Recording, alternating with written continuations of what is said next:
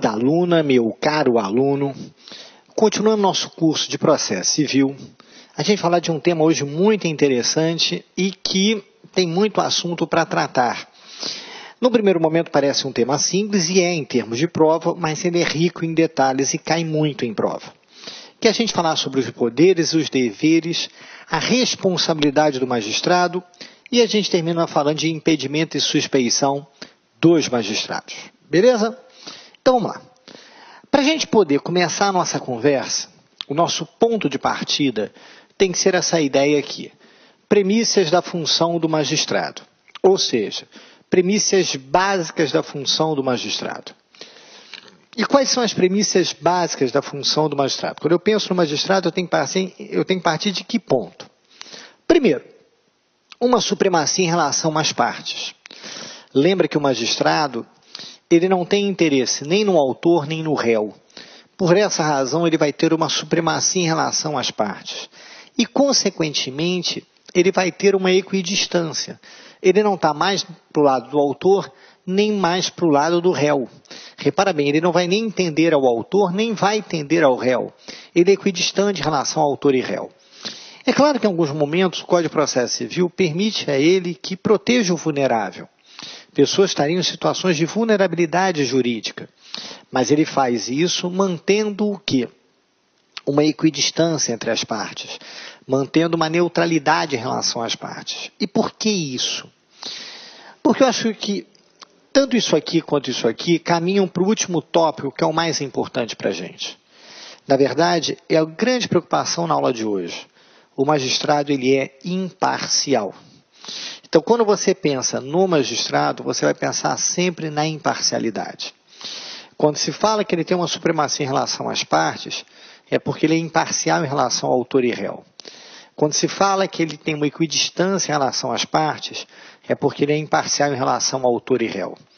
Essa é essa imparcialidade que tem que ter em mente. Ele é imparcial em relação ao autor e em relação ao réu. Ele não tende nem para um lado, nem para o outro. Visto isso, vamos começar a enfrentar o artigo 139. E eu queria atenção sua, porque o 139 vamos dissecá-lo.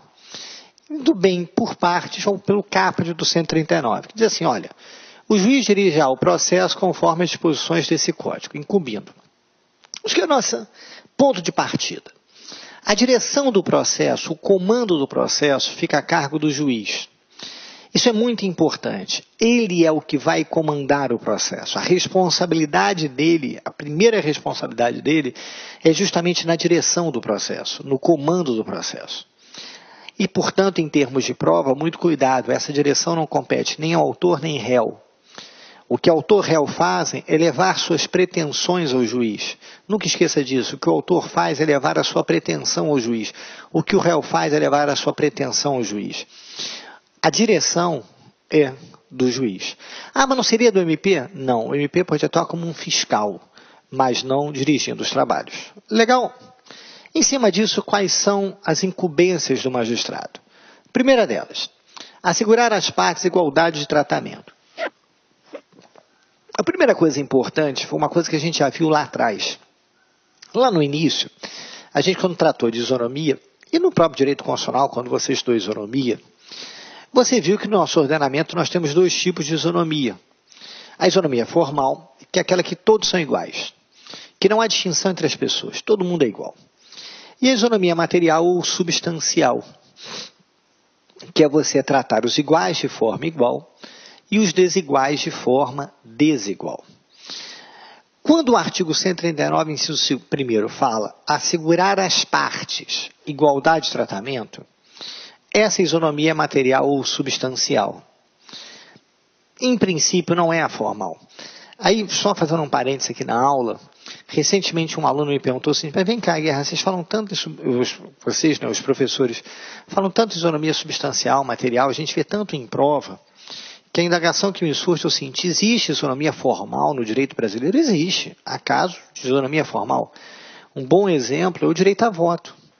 Se repara que o direito a voto, todo mundo é igual na hora de votar. Mas o que você tem que reparar é que a isonomia formal ela não pode ser usada de maneira generalizada, porque ela leva a injustiças. Então, para evitar injustiças, a gente tem que seguir a isonomia material, que é o que a gente vai seguir aqui no nosso curso, que é tratar os iguais de forma igual e os desiguais de forma desigual. Então, em termos de prova, uma questão que é quente para cá, na verdade tem duas questões quentes para cá. Primeiro, a decoreba aqui, né? Segurar as partes, igualdade de tratamento. Questão de literalidade. Ainda em cima da literalidade, perguntar que isonomia é essa? Isonomia material.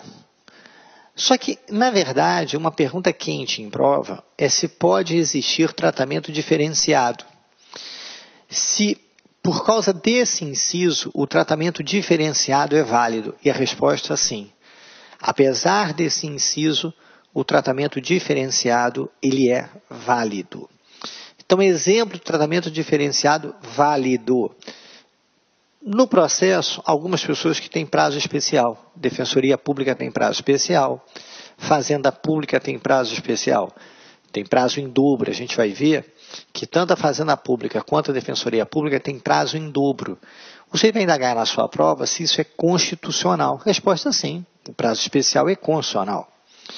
Segundo caso, gratuidade e justiça. Existem pessoas, a gente até estudou isso, né? Existem pessoas, por serem hipossuficientes, por não terem recursos financeiros naquele momento, essas pessoas têm gratuidade e justiça. Se isso seria constitucional. Porque se você não der constitucionalidade, se você não der isonomia para essas pessoas, se você não der o acesso gratuito a essas pessoas, simplesmente o sujeito não tem acesso à justiça. Imagina o seguinte, se uma pessoa não tem condições de pagar as custas e você obrigá-la a pagar, simplesmente ela não vai para o judiciário. Então, para que haja um acesso à justiça e, portanto, para que as partes tenham um tratamento igual, tem que ser dada a gratuidade. Um outro exemplo é prioridade para os idosos. Tanto o CPC quanto o Estatuto do Idoso fala em prioridade para os idosos.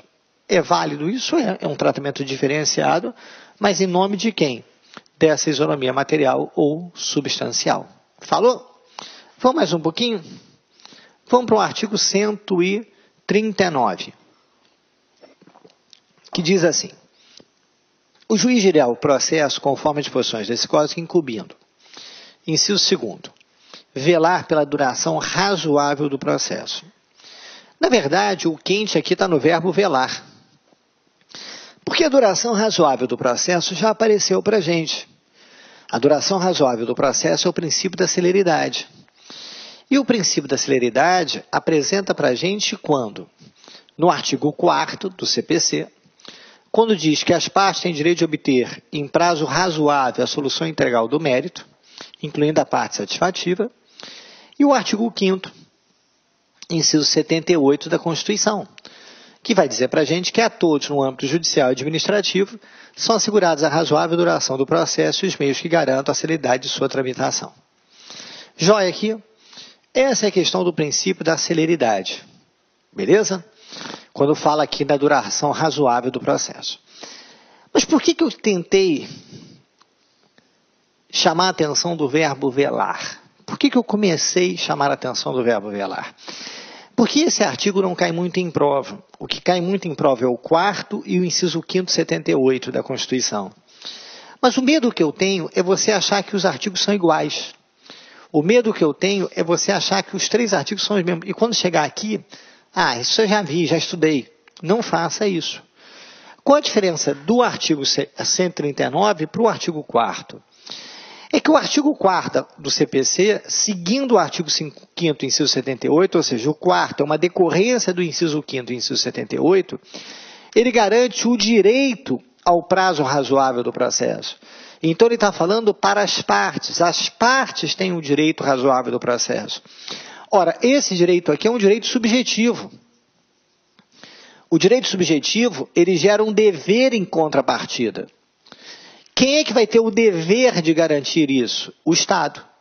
O Estado através de quem? Do juiz. Então, na verdade, o artigo 4º, que é uma consequência do artigo 5º, inciso 78 da Constituição, garantem o direito subjetivo, o direito individual subjetivo, ao prazo razoável do processo. Beleza? Se é um direito, vai gerar um dever para quem? Olá, meus amigos! E aí, gostou da aula do professor?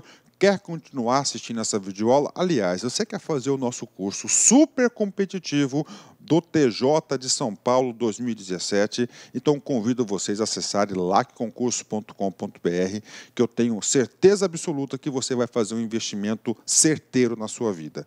Garanto para vocês, se vocês assistirem todas as nossas videoaulas, seguir a nossa sequência de aulas, fazer o nosso personal coach, que é o nosso projeto pedagógico, eu tenho certeza absoluta que lá no dia 2 de julho de 2017, no dia da prova do TJ, eu tenho certeza que você ficará altamente competitivo e vai lembrar do LAC durante as 5 horas de prova. Tá certo, meus amigos? Então, espero vocês. Pode se matricular sem medo de ser feliz. A nossa escola já está no ar há 8 anos e eu tenho certeza que nós vamos proporcionar uma grande preparação para o seu concurso, o concurso da sua vida. Forte abraço, fica com Deus. Tchau, tchau. Clique lá.